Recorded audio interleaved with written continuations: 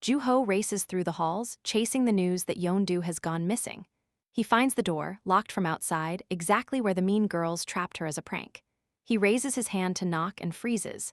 From behind the door, he hears Hyun-ho's voice, confessing, not calling for help, confessing his feelings to her. And when Yeon-do answers back with a smile in her voice, Joo-ho doesn't knock. He just turns and walks away like he was never there, but burying it doesn't mean it's gone. Before we get into how it all started, hit subscribe so you don't miss what happens next, and drop a comment telling me, who do you think deserves Yeon-do more, Hyun-ho or Joo-ho? Now let's rewind to day 1. It starts with Yeon-do getting bombarded by texts from a stalker. Rattled, she brings it up with her friend Sol, and we learn the sender is an old classmate named Jinsu, a boy who once confessed his feelings to her, got turned down flat, and somehow still managed to get her number anyway. After hearing the whole story, Sol comes up with a plan, post a photo of a random guy online and pass him off as Yeon-do's boyfriend, so Jinsu will finally back off. Yeon-do loves the idea.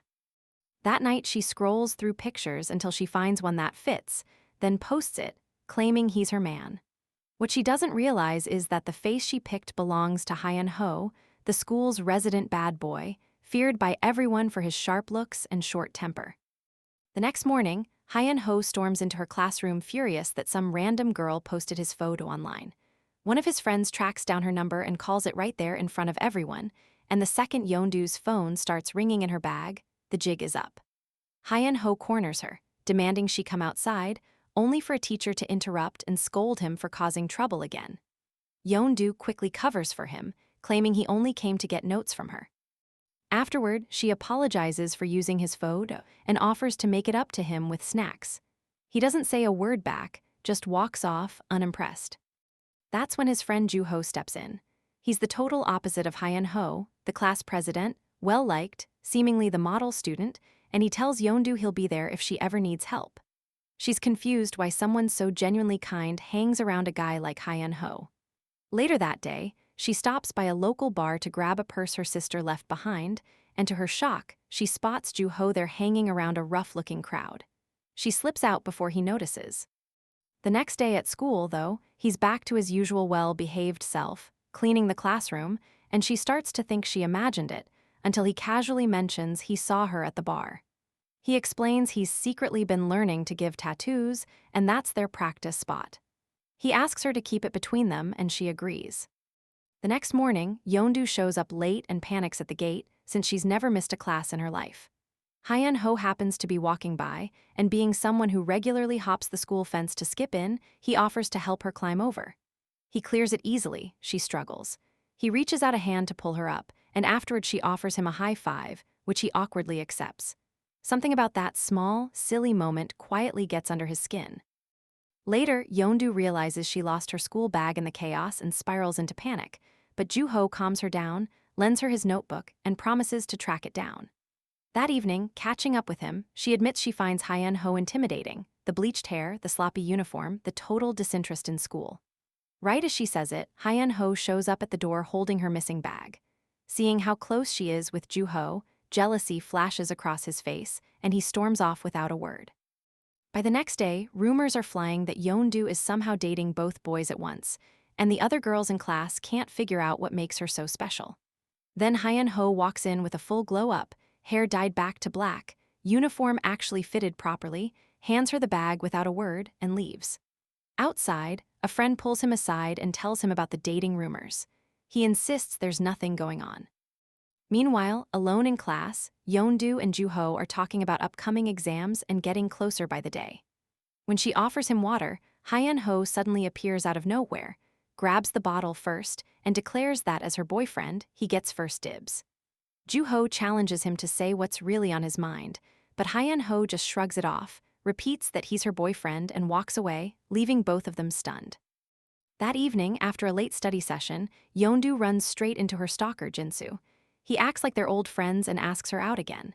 When she tries to walk away, he grabs her wrist and won't let go until Sol shows up and intervenes. Sol reveals she knows his father is a police officer and threatens to report him. Terrified, Jinsu begs her not to involve his dad, apologizes to Yeon-do, and slinks off. During PE the next day, tensions boil over. While playing dodgeball, Sol suddenly hurls the ball straight at Yeondu's face, knocking her down. It turns out Sol has grown resentful, feeling abandoned now that everyone's attention is on Yeondu, and cruelly snaps that people are welcome to be friends with someone who stuffs her face with bread all day. The comment cuts deep, and Yeondu starts obsessing over her body, convinced she's gaining weight even though nothing's changed. She begins skipping lunch entirely, until Hyun-ho overhears and orders her to bring him bread from the cafeteria, insisting she eat at least a little. Despite that, her poor eating catches up with her and she faints. She wakes up in the infirmary with Ju-ho by her side and thanks him over and over, never realizing it was actually Hyun-ho who carried her there. While she recovers, Ju-ho shows her some of his tattoo designs, including a flower, Sol's birth flower, which Yeondu herself drew for Sol back in freshman year. He explains that Sol had no real friends in middle school besides him and Hyun-ho, which is why she's been unraveling watching her old circle drift toward Yeondu. Elsewhere, Jinsu recruits a group of boys to dig up information on Hyun-ho. His friend Sichin is sick of the obsession and tells him to drop it, but Jinsu reminds him of a past favor his father did for Sichin's family, leaving him no choice but to comply. Later, Hyun-ho asks Yeondu to have lunch with him, and she agrees. While she's waiting for him after school, she overhears boys from a rival school talking about Hyun-ho's girlfriend, Yeondu herself, and panics, convinced they're there to grab her. Luckily, Ju-ho arrives just in time and walks her safely through the gate.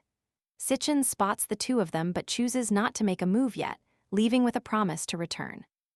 Meanwhile, Hyun-ho waits and waits for Yeondu, and when she never shows, he assumes she blew him off on purpose. On her walk home afterward, she runs into Jinsu, who admits he's been waiting for her this whole time. He grabs her hand and won't release it, demanding she date him, right as Hyun-ho arrives and slams a fist into his face. But it doesn't stop there. Sichin jumps in from behind and attacks Hyun-ho too. Jinsu orders Sichin to keep going, but that command only pushes Sichin over the edge, and he turns and punches Jinsu instead, warning him never to boss him around again. Humiliated, both Jinsu and Sichin flee. The next day, Yeondu visits Hyun-ho to check on him, helps around his house, and even cooks for the two of them. Walking home later, she gets a call from him, and he insists on staying on the line until she makes it home safe. The following evening, after another late study session, she finds Ju-ho left an umbrella for her at her locker. Touched, she starts to smile until Sol snatches it away, sneers that someone like Yeondu could never belong in their group, and warns her to stay away from Ju-ho. Upset, Yeondu later runs into Hyun-ho, who instantly notices something's off. She lies and says she just forgot her umbrella, but he surprises her by pulling out her favorite color, a green umbrella he bought just for her. The two walk home together in the rain, talking about their lives. Meanwhile, Ju-ho spots what he thinks is Yeondu in the rain holding the green umbrella he left for her, only to realize, once she turns around, that it's actually Sol. Furious, he confronts her, accusing her of giving Yeondu's address to the stalker and demanding to know where she got the umbrella. She won't answer either question. Instead, she admits, coldly, that she hates Yeondu for stealing her friends away. Disgusted, Ju-ho calls her pathetic and storms off, leaving her standing alone in the rain. The next day, Sol tries to smooth things over, complimenting Ju-ho's cardigan and tugging playfully at his arm. He brushes her off with a blank, distant look. Hurt, she begs him to be kinder and swears she'll do whatever he wants. He brings up the address leak again, and she denies it once more. That's when another classmate, who's been quietly listening, steps forward and confesses that he was the one who actually gave the address to Jinsu, forced into it against his will. Realizing his mistake, Ju-ho rushes back to Sol to sincerely apologize, both for blaming her and for his coldness lately. Overjoyed, Sol invites him on a movie date that weekend, but he already has plans with someone else. He turns to ask Yeondu to the same movie instead, but she isn't interested and turns him down. Then Hyun-ho makes his move, asking Yeondu to an under-the-radar movie almost nobody knows about. This time she says yes, and the two end up having a genuinely great time together. It's clear now that something real is building between them. Days later, when test scores come out, Hyun-ho earns a perfect 100. Yeondu praises him and encourages him to keep it up, and the two go for a high five, right as the teacher storms over and accuses him of cheating. He insists he studied and answered everything himself, but the teacher won't believe him. Humiliated, he storms out, and Ju-ho follows to check on him. Alone together, a frustrated Hyun-ho admits how sick he is of always being written off as the troublemaker, while Ju-ho gets treated like a superstar. Later, Yeondu finds him and tells him not to waste energy on people who have already judged him, to focus instead on the people who actually see him. Some days later, the school throws a costume festival, and Hyun-ho, Yeondu, and Ju-ho wander the stalls together. Yeondu drags them to a tarot reading booth. The boys go along, unconvinced, while the reader tells her someone has feelings for her that they're struggling to control, and as the final card flips, it becomes clear it isn't just one person. It's two. Hyun-ho and Ju-ho exchange a loaded, uneasy glance. Not long after, a group of mean girls lure Yeondu to the school's third floor to volunteer, then lock her inside as a prank.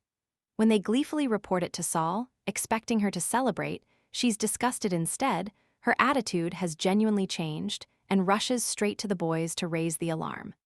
They split up to find her, and Hyun-ho gets there first. In tears, she asks what took them so long, and he stays by her side to comfort her. And in that quiet, vulnerable moment, he finally confesses his feelings for her. That's the exact moment Ju-ho arrives outside the locked door and overhears everything. He doesn't knock, he doesn't say a word. He just walks away, the confession replaying in his head. When Sol shows up moments later asking if he found her, he says nothing and simply leads her off in silence. Behind the locked door, Hyun-ho keeps going, admitting he's been drawn to Yeondu for a long time and asking her to help him understand what he's feeling, and she answers with a smile that says more than words could. A month later, the dust has settled. Hyun-ho and Yeondu are together, and Ju-ho has found his own place beside Sol. Whatever ache he buried outside that door, he's chosen to let it go, and everyone in their circle finally ends up exactly where they belong, whether in love or simply side by side as friends.